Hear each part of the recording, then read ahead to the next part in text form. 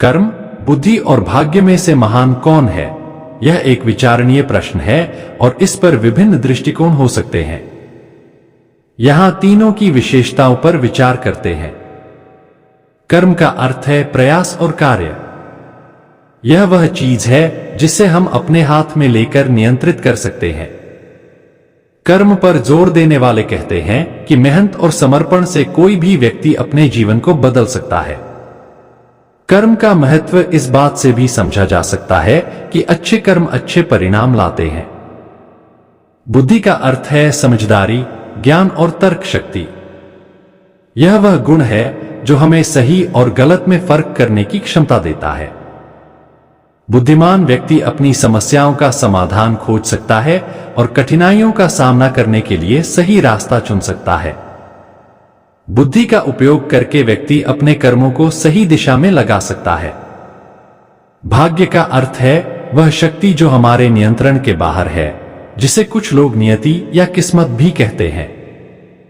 भाग्य पर विश्वास रखने वाले कहते हैं कि कई बार परिस्थितियां हमारे पक्ष में या विपरीत हो सकती हैं, जो हमारे प्रयासों पर निर्भर नहीं करती।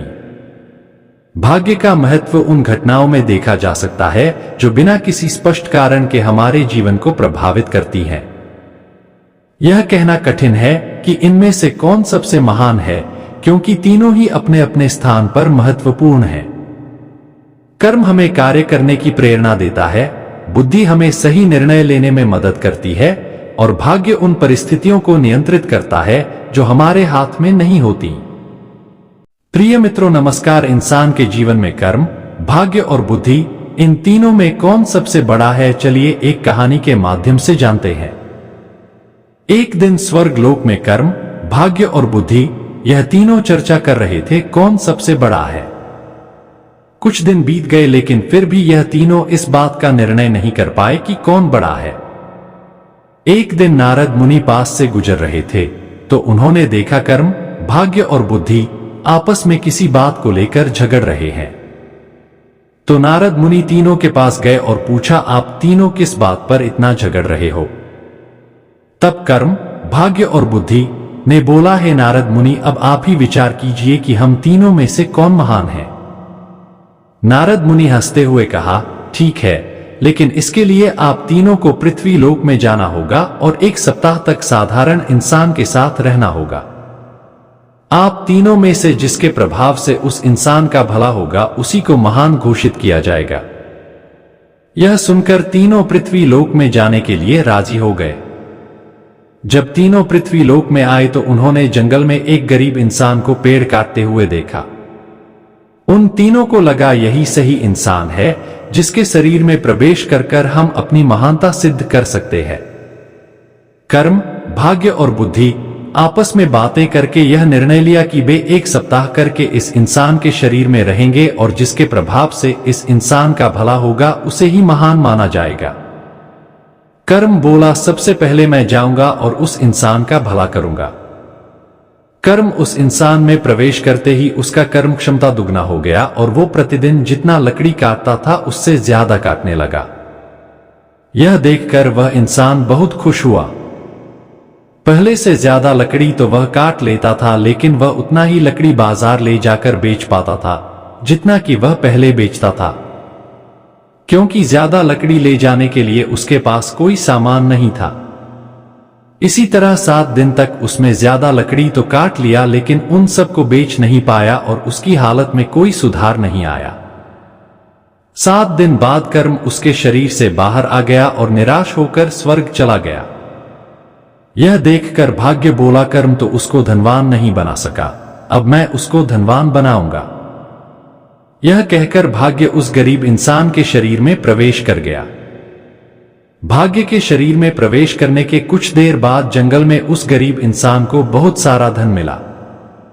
उस धन को पाकर वह खुशी से झूमने लगा। धन को कैसे संभाल कर रखते हैं और कैसे सही जगह पर उपयोग करते हैं, इसका ज्ञान उसको नहीं था और उसने सारा धन खर्च कर दिया। 7 दिन बाद भाग्य भी उसका साथ छोड़ दिया और निराश होकर स्वर्ग चला गया। बुद्धि ने भाग्य से कहा, देखना मैं कैसे इसको धनवान बनाता हूं। बुद्धि उस इंसान के मस्तिष्क में प्रवेश करते ही उसको को ज्ञान की प्राप्ति हुई। उसने अपनी कुल्हाड़ी की धार तेज की और जंगल चला गया लकड़ी काटने। आज उसने पिछले दिन से कुछ ज्यादा लकड़ी काटी और सारे लकड़ी को एक रस्सी से बांधकर खींचते हुए बाजार ले गया। उसने पहले से आज थोड़ा ज्यादा पैसा कमाया और उस पैसे से उसने और एक कुल्हाड़ी खरीद ली। अब उसके पास दो दो कुल्हाड़ी थे और जब लकड़ी काटते काटते एक कुल्हाड़ी का धार खत्म हो जाता था तो वह दूसरी कुल्हाड़ी के इस्तेमाल करके लकड़ी काटता। इससे वह पहले से बहुत ज्यादा लकड़ी काट पाता था। इन सब लकड़ियों को बेचकर वह पहले से ज्यादा पैसे कमाने लगा। अब उसके पास उस पैसे को सही जगह खर्च करने का ज्ञान था। देखते देखते 7 दिन में ज्ञान की मदद से उसने बहुत पैसे कमा लिया। 7 दिन बाद बुद्धि का समय खत्म हुआ और वह वापस स्वर्ग चला गया। स्वर्ग में जाकर बुद्धि कर्म और भाग्य से बात कर ही रहा था। उसी समय नारद मुनि उनके पास आए और पूछा, आप लोग धरती पर गए थे क्या? तब कर्म, बुद्धि और भाग्य नारद मुनि से कहते हैं, जी हां, हम लोग धरती पर गए थे। और साथ ही कर्म और भाग्य नारद मुनि से कहते हैं, हे नारद मुनि, बुद्धि ही महान है, क्योंकि जहां बुद्धि होती है वहां कर्म और भाग्य अपने आप ही चला आता है। इसीलिए बुद्धि को महान कहा गया है। दोस्तों, अगर वीडियो पसंद आई हो तो चैनल को सब्सक्राइब जरूर ध्यान से करना। धन्यवाद।